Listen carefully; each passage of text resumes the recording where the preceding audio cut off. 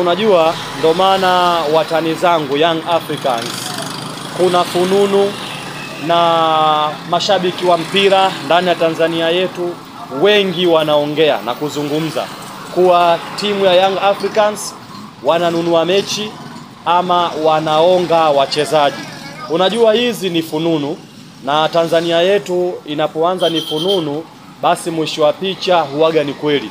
Mimi sina imani kwamba ni kweli, lakini niseme tu kwa kitendo cha golikipa mkubwa kama yule alichokifanya, mechi nimeitazama na kwa kweli naona kuna sintofahamu, na ndo maana mbali na mimi kuzungumza, uongozi wake wa Fountain Gate akiwepo kocha wake ameyazungumza ya kweli kabisa kuwa magoli yaliyofungwa hayaeleweki namna gani alivyofungwa. Lakini niwaachie Fountain Gate, lakini mimi niwasi timu ya Young Africans, hizi fununu ambazo zipo basi waweze kuzifanyia ufumbuzi.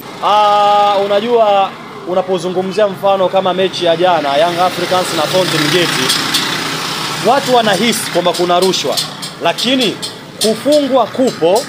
Je, umefungwa vipi? Yaani namna ulivyofungwa ndio hapo watu wanaleta doubt.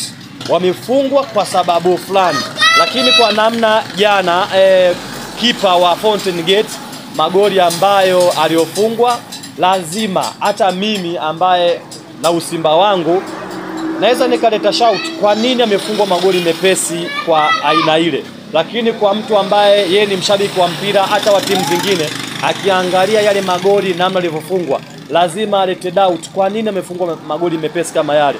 Kwa hiyo masuala ya rushwa huenda yakawepo, na huenda yule kipa wa Fountain Gate, sijui kama kocha wake mwenyewe alivyothibitisha, labda atakuwa amelambishwa kwa mujibu wa kocha wake.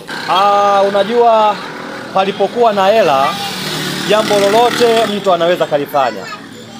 Sina imani kwa ukubwa na uzoefu wa golikipa yule wa jana Fountain Gate, kwa ujuzi wake golini anapokuwa kwa kufanya makosa makubwa ya kuikosti timu kama alivyofanya jana. Kwa hiyo nizidi tu kusema wachezaji, goalkeeper kwa ujumla walizike na walichokuwa nacho, walizike na walichokuwa nacho kwa wakati huo, na waje wafanye mchezo kuipa matokeo chanya timu yao, kwa sababu mapungufu alionyesha jana, hata kama mtu haamini kuwa kuna rushwa katika ligi kuu yetu, basi kupitia mchezo wa jana mtu atahisi kwamba kweli kinachozungumzwa ni cha kweli, kuna rushwa ndani yake. Kwa hiyo naona mapungufu makubwa jana alionyesha yule golikipa.